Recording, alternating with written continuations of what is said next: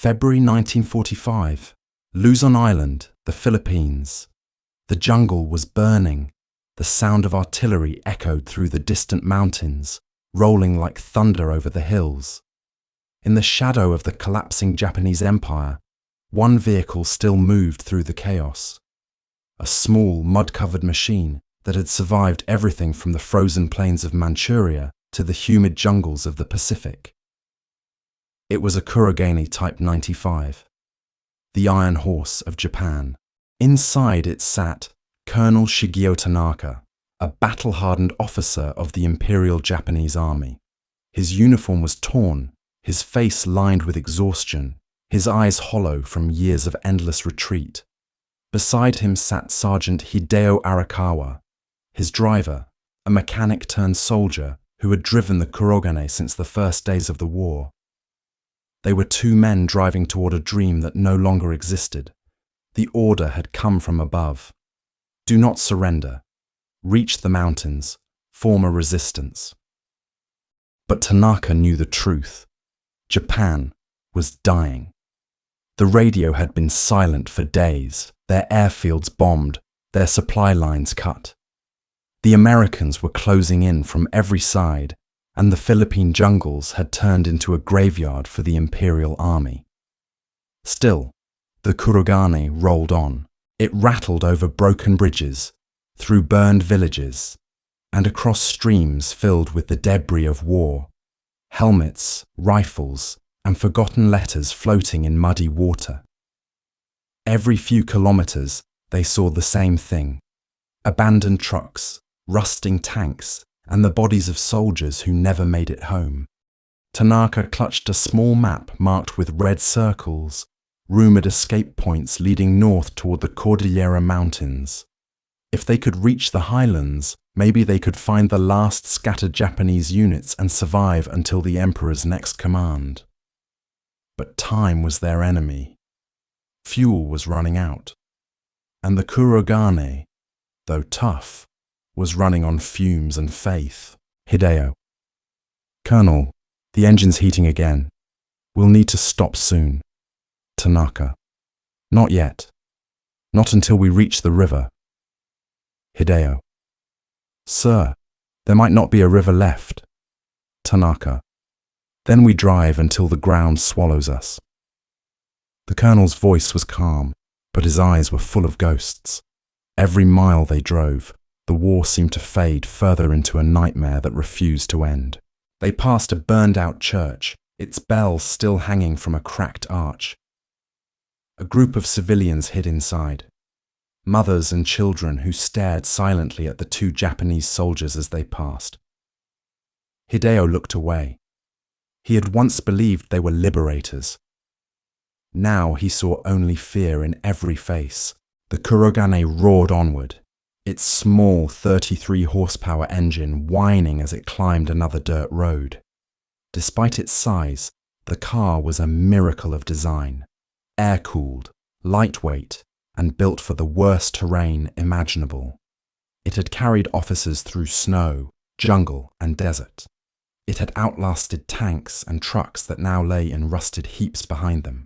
In that moment, it was the last heartbeat of an empire. When night fell, they stopped beneath a cluster of palm trees. Hideo shut off the engine, the sudden silence almost painful after hours of roaring. He leaned back, listening to the distant crackle of gunfire. Hideo. Sir, do you think Tokyo still stands? Tanaka. Tokyo will always stand, even if only in our memory. He said it softly, not sure if he believed it himself.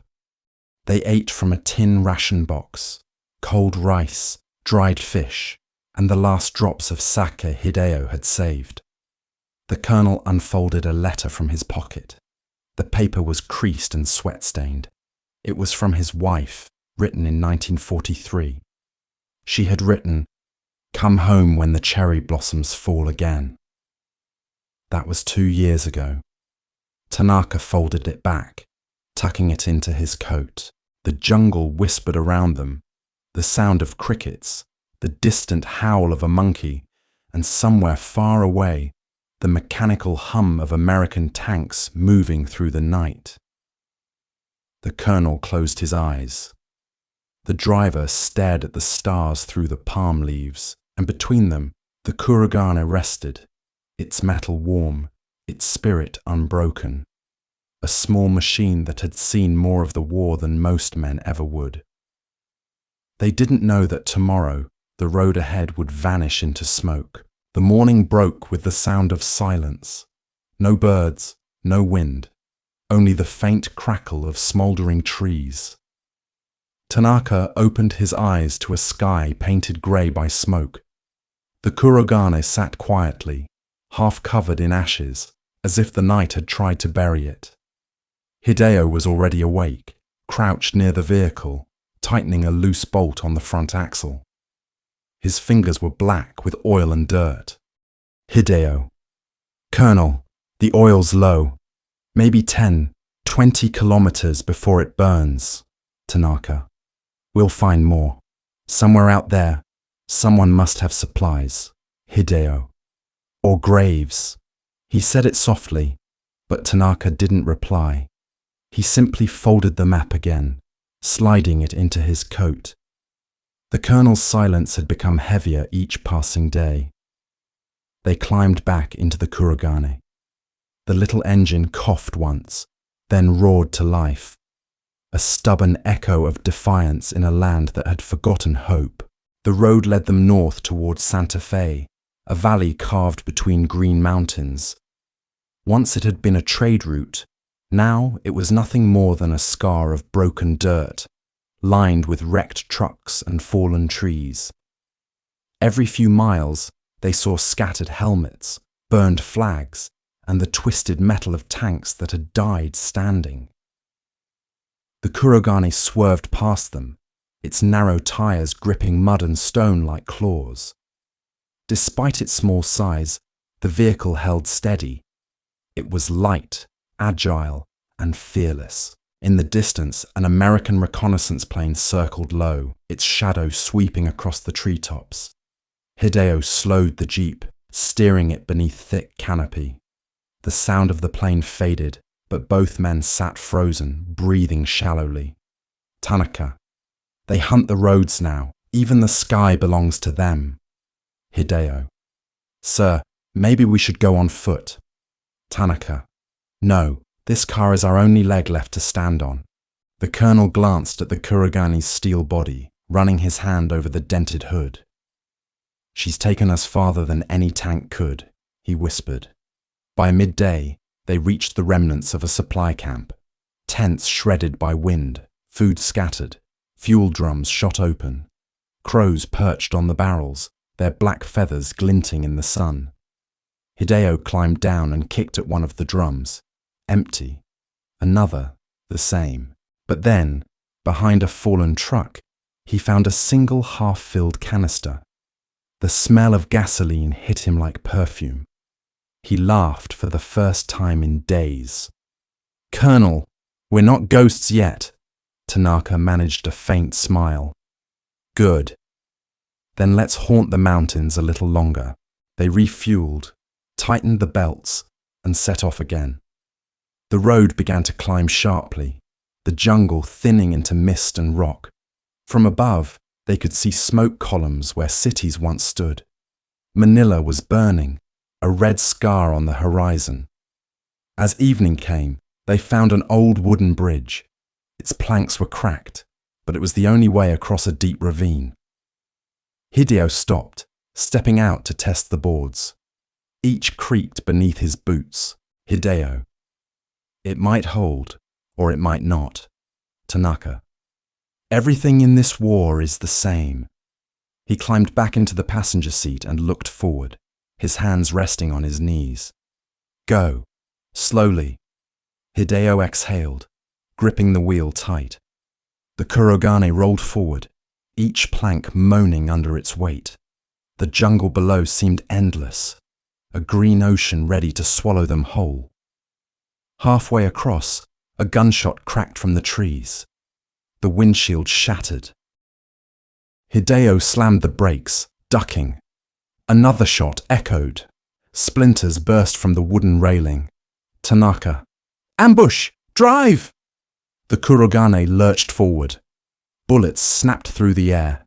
3 figures appeared from the jungle. Filipino guerrillas, rifles raised, shouting in Tagalog. They were thin, desperate, wearing captured Japanese belts and American helmets. Hideo floored the gas. The Kurogane leaped from the last plank, hitting the ground with a jolt. Behind them, the bridge gave way, collapsing into the ravine. The colonel turned, watching it fall. Even the roads die now. The guerrillas' shouts faded behind them. The Kurogane roared deeper into the mountains, battered but alive. When night fell, they reached a clearing high above the valley. Hideo stopped, his hands trembling. The jeep hissed softly, its engine ticking from heat. Hideo. Sir, if we run out of fuel tomorrow, what then? Tanaka. Then we walk. The Emperor still needs his soldiers. Hideo. Does he, sir? Or does he need ghosts to tell his story? Tanaka looked at him, long, heavy, and silent. Then he said quietly, Ghosts don't drive this far, Hideo. He stepped out, staring at the stars through drifting smoke. For the first time in weeks, he thought he saw peace. Not victory, but peace. The kind that comes when you have nothing left to lose. The Kurogane sat beside them like a loyal dog, its headlights dim, its body scarred by shrapnel and mud. It had carried them through fire and storm, and it would carry them one more day. Tomorrow, the last road awaited. Dawn broke over the Cordillera Mountains, like a blade of light cutting through mist. The jungle below was far behind them now. The air had turned cold, thin, the kind of chill that seeps into the bones of soldiers who have marched too long. The Kurogane Type 95 climbed higher, its tires biting into the stony mountain road. Each turn revealed nothing but cliffs, fog, and the slow collapse of a world that once believed itself eternal. Tanaka sat quietly, his eyes fixed on the horizon. His once sharp uniform was now a canvas of dust and blood. The white armband of the Imperial Army was almost grey. Hideo. We're close to the northern ridge, sir. Beyond that, there should be a valley, maybe a safe point. Tanaka. Safe point, he repeated, his voice hollow. There are no safe points left in a war that's already lost. Tanaka. Safe point, he repeated, his voice hollow. There are no safe points left in a war that's already lost. Hideo didn't answer. He only gripped the wheel tighter, steering the Kurogane along the edge of a narrow trail, where one mistake could send them tumbling into the abyss. The colonel's thoughts drifted back to the early days, to 1937, when he first saw the Kurogane on a training field near Tokyo. He had laughed at it then, such a small, almost comical vehicle beside the heavy trucks and armoured cars of the army. But that little jeep had proven itself in places where tanks had died. It had crossed frozen rivers in Manchuria, climbed jungles in Burma, endured the unendurable. Now it was carrying the last fragments of Japan's fading empire through a land that wanted to forget them. A sudden cough from the engine broke his thoughts. The jeep sputtered, shuddered, then steadied again. Hideo glanced down. The fuel gauge was nearly empty. Hideo. 10 kilometers, maybe less. Tanaka. Enough for one more day. Hideo. And after that? Tanaka. After that we walk until the world ends. The colonel's tone was quiet, but unyielding. By noon, they reached a small village hidden between 2 ridges. The homes were abandoned. Only broken doors and faded laundry remained. The air smelled of smoke and old fire. They parked the Kurogane near a well, hoping for rest. Hideo drew up a bucket of muddy water and poured it over his face. He had lost weight, his eyes sunken. Tanaka wandered into one of the empty houses. Inside, a child's wooden toy sat on the floor, a small horse carved from bamboo. He picked it up gently. For a moment, he saw his own son, gone since the firebombing of Osaka. The colonel's hands trembled. He placed the toy back, straightened his posture, and walked out. When he returned, Hideo was refilling the jeep's radiator with the last of their water. Tanaka, you still believe we can reach the north? Hideo, belief isn't needed, sir. The road's still ahead, that's all. The colonel looked at him for a long time, then nodded. You would have made a fine officer, Hideo. Hideo, and you, sir, a fine driver. They shared a small, weary smile, the first true one in days. Then the sound of an engine echoed through the valley. Tanaka froze. Hideo shut off the Kurogane's motor. Both crouched behind it, rifles ready. From the mist, two silhouettes appeared. American jeeps, larger, faster, their headlights slicing the fog. Tanaka whispered, "Patrols." They stayed motionless, the Kurogane like a shadow beneath the trees. The Americans passed slowly, scanning the ridge, their radios crackling. Then, silence again. The sound faded into distance. Hideo exhaled. "We can't keep driving in daylight anymore." Tanaka, "Then we drive at night." He turned toward the jeep, running his hand over the steering wheel like an old friend. "You've carried us through everything," he murmured. "One more night. That's all I ask." Night fell heavy and cold. The Kurogane's headlights stayed off as it crawled along the ridge, guided only by moonlight. Below them, the valley glimmered faintly, distant fires, shattered towns, and the ghosts of 1,000 soldiers who never left the island. Tanaka's mind drifted to Tokyo again, to cherry blossoms falling over stone streets. He could almost hear his wife's voice, but then a sound, distant, metallic, echoing up the road. Engines. American jeeps again, closer this time. Hideo pressed his foot harder on the pedal. The Kurogane roared, faster now, leaping over rocks and roots. Bullets cracked behind them, tracer rounds streaking through the night like falling stars. Tanaka shouted, "Don't stop, Hideo!" The little jeep answered with all the strength left in its heart. Its wheels sprayed dirt and sparks. One bullet hit the rear fender, tearing through metal. Another shattered the mirror. Still, they didn't stop. For one last stretch of road, the Kurogane ran like it was alive. Not a machine, but a memory that refused to die.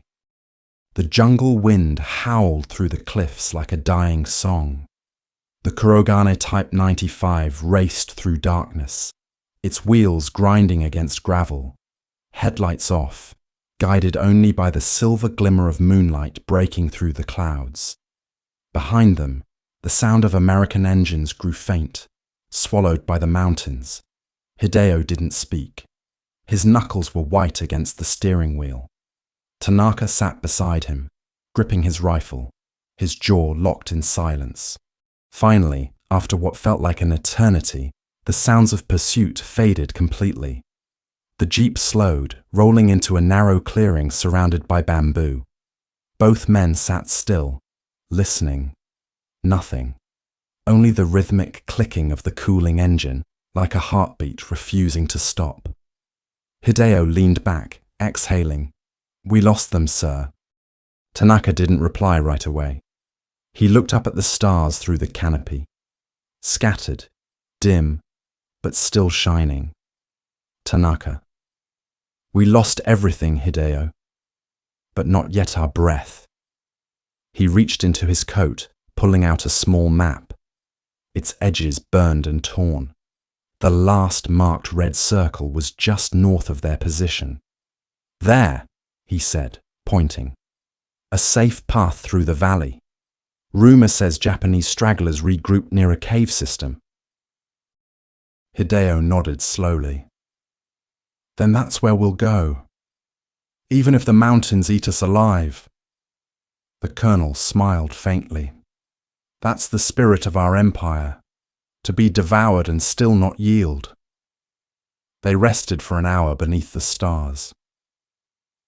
Hideo lay against the Kurogane's tire, eyes half closed, listening to the whisper of insects. Tanaka stood nearby, his gaze lost somewhere between earth and sky. When dawn began to creep across the horizon, they moved again. The road turned rougher, steeper. The Kurogane's engine coughed, groaned, then steadied. The small car climbed like a stubborn mountain goat, each bump shaking its metal frame. Despite the scars, it still moved with a strange dignity, a machine born from war, yet refusing to die quietly. Halfway up the ridge, they came across a wrecked Japanese truck. Its wheels were half buried in mud, its driver's skeleton still gripping the wheel. The flag on its hood was faded, eaten by sun and rain. Hideo stopped the jeep. "Sir, maybe we can salvage something." They searched the wreckage, torn canvas, broken rifles, and shattered fuel cans. Then, hidden beneath a seat, Hideo found a single sealed bottle. He shook it gently, the sound of liquid. Gasoline, he grinned. "A gift from the dead." Tanaka nodded. "Even the fallen lend us their strength." They poured the fuel into the Kurogane's tank. The smell filled the air, sharp and bitter. As Hideo tightened the cap, he paused. "Sir, do you ever wonder if we were wrong?" Tanaka looked at him. "Wrong," Hideo hesitated. "To fight this far, to keep driving when everything's already lost." The colonel said nothing for a long moment. Then, "When the storm takes you home, you don't ask if the roof was wrong. You just keep walking until you find the next shelter." Hideo lowered his gaze. "And if there's no shelter left?" Tanaka turned toward the horizon. "Then we build one from the ruins." By late afternoon, clouds began to gather. Thunder rumbled through the peaks. Rain followed, heavy, blinding, relentless. The road turned into a river of mud. The Kurogane slipped, tires spinning, mud splashing over the windshield. Hideo fought the wheel, his teeth clenched. The small engine roared against the storm. Tanaka shouted, "Steady! Don't let her drown!" "Hideo, she's holding, sir." The jeep crawled forward, its headlights flickering. Every drop of rain beat against its body like bullets. The metal groaned, the frame shuddered, but it kept moving. Then lightning split the sky. For a moment, the whole mountain glowed white. Hideo saw it, a narrow wooden bridge ahead, and beyond it, the entrance to a dark cave. Hideo. "There! The cave!" Tanaka. "Go! Before the storm washes the bridge away!" The Kurogane raced forward. The bridge creaked, cracked, planks splintering beneath the tires. Halfway across, the rear wheel broke through the wood. The car lurched. Hideo slammed the accelerator. The engine screamed. Tanaka leaned out, pushing against the door, shouting, "Come on!" With one final roar, the jeep leaped forward, landing hard on solid ground. The bridge behind them collapsed into the torrent below. Both men sat still, shaking. Rain hammered the roof. Hideo laughed breathlessly. "She did it, sir. She actually did it." Tanaka rested his hand on the dashboard. "No, Hideo. You did." They drove into the cave, the sound of the storm echoing behind them like applause for survivors who had no audience left. The Kurogane came to rest deep within the shadows, its engine finally falling silent. For the first time in weeks, there was no sound of battle, only dripping water and the slow, steady rhythm of two hearts still beating in defiance of fate. Outside, the rain kept falling. Inside, the Empire's last engine dreamed in the dark. Inside the cave, the rain outside sounded like 1,000 footsteps marching away. Tanaka sat beside the Kurogane Type 95, staring at the faint glow of the headlights fading into the dark. The vehicle's metal was scarred, rusted, yet somehow still alive. Its presence almost human, like an old comrade breathing softly in the shadows. Hideo sat near a small fire, drying his soaked jacket. He had torn a page from his field notebook and was sketching the outline of the Jeep, a way to remember it perhaps, when everything else was forgotten. Hideo. She deserves a place in history, sir. Tanaka. History is written by those who survive, and I'm not sure anyone will survive long enough to write ours. The colonel's voice echoed faintly off the cave walls. He leaned back, exhausted, listening to the endless rain. Outside, the world was collapsing. The Americans had taken Manila, Japan's fleet was in ruins, and the Emperor's voice had not been heard in weeks. Inside, only the Kurogane's silent shell remained, a small testament to the will of two men who refused to stop moving, even when the war itself had already ended in spirit. Morning came cold and grey. Mist filled the valley below. Tanaka woke first. His uniform was stiff, his hair wet with condensation. He looked out at the mountains, then back at the Jeep. Its headlights were dark now, its engine silent. It looked almost peaceful, as if it had found rest before its masters. Tanaka whispered, "You've done enough." Hideo stirred, rubbing his eyes. "Sir?" The colonel smiled faintly. "We can't drive anymore. The fuel's gone, and so is the road." Hideo nodded slowly, understanding without words. They had reached the end, not of their journey, but of everything that once made it worth walking. Still, they both stood beside the Kurogane one last time. Hideo placed his hand on the hood. "She carried us further than faith ever could." Tanaka nodded. "Then let her rest with honor." They gathered dry leaves, bamboo, and torn cloth, their last rations, their last energy. Around the Kurogane, they built a small ring of firewood. The colonel took one of his last letters, the one from his wife, and held it gently against the Jeep's body. Then, without ceremony, he lit the fire. Flames crawled upward, orange and trembling. Smoke filled the cave, curling toward the roof like a spirit rising from the earth. The Kurogane burned slowly, the rubber melting, the metal glowing red, the scent of oil mixing with ash. Its headlights flickered one last time before dying completely. Hideo watched, tears cutting through the dirt on his cheeks. "Hideo." "Sir, it feels wrong." Tanaka. "No, this is mercy. No enemy will defile her. No scavenger will take her apart. She will die as she lived, carrying us to the end." They stood together in silence until the fire dimmed to embers. By evening, they began walking north, into the mist, into uncertainty. Behind them, only a mound of blackened metal remained, the grave of the first Japanese Jeep, the Kurogane Type 95, the iron horse that had seen the war from its dawn to its death. Somewhere beyond those mountains, Japan would soon surrender. But Tanaka and Hideo never heard the Emperor's broadcast.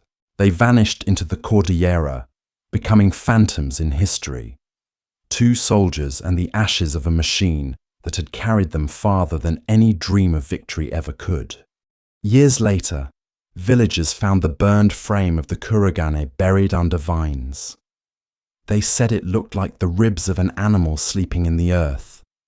Some claimed to have seen two ghosts wandering nearby, a colonel and a driver walking side by side, still guarding the path through the mountains. The villagers called it the Road of the Iron Ghosts. To this day, historians remember the Kurogane as Japan's first true 4x4, a marvel of engineering, a forgotten pioneer. But for those who knew its story, it was more than metal and gears. It was a companion, a witness, and in the burning heart of a collapsing empire, it became a symbol, not of conquest, but of endurance.